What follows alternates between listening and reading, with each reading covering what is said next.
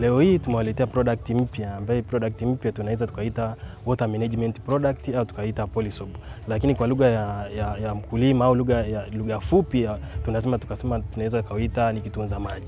Kwa sababu gani tunasema ni kitunza maji? Hii inafanana kama tunasema Crystogel au tunaweza tukasema inafanana na mbolea za chumvi chumvi kama mbolea ya ACA, urea au mbolea ya kani.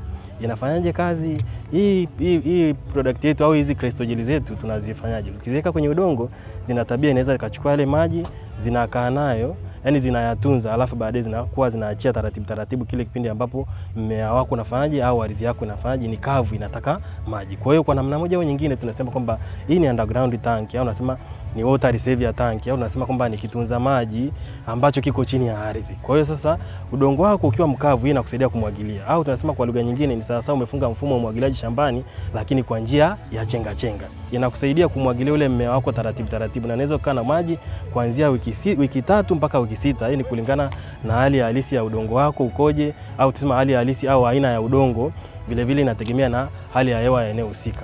Nasema hali ya hewa ya eneo husika kwa sababu kwa mfano maeneo ya Dodoma, labda Singida au tuseme Manyara kuna jua kali. Kwa hiyo sasa utunzaji wake wa maji unakuwa ni tofauti na mtu ambaye labda aliyeko Njombe au aliyeko Arusha. Kwa hiyo inaweza kukaa na maji inaweza kukaa kwenye ardhi miaka 2 mpaka miaka 3 kulingana na hali halisi ya ya eneo husika. Vile vile inasaidia kwenye mambo ya utunzaji labda wa virutubisho. Na utunzaji virutubisho au ina supply virutubisho kwenye mimea tunasema kuna kitu kinaitwa slow release.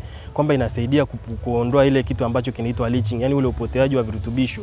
Umeweka mbolea lakini ile mbolea inakuwa haitumiki kwa ufasaha au inakuwa haitumiki kwa wakati sahihi. Kwa hiyo ukitumia Polysob itakusaidia kuchukua vile virutubisho utakaa navyo, alafu itakusaidia kusupply taratibu kwenye mmea wako. Kwa hiyo kwa lugha nyingine tunasema kwamba hii product inakusaidia kupunguza matumizi ya mbolea pamoja na matumizi ya maji. Vile vile inakusaidia kupunguza maji mpaka yani ile irrigation frequency mpaka 80%.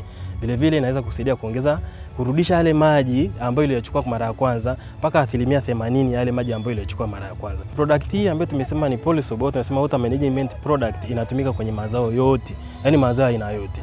Lakini hii inatofautiana na ile dosage rate au kile kiwango halisi cha kila aina ya zao. Kwa hiyo sisi tunapatikana hapa Dodoma kwenye viwanja vya maonyesho 88, viwanja vya John Malechela. Kwa karibu sana, tukuhudumie na tukueleze namna gani inafanya kazi kwa undani zaidi. Kwa karibuni sana.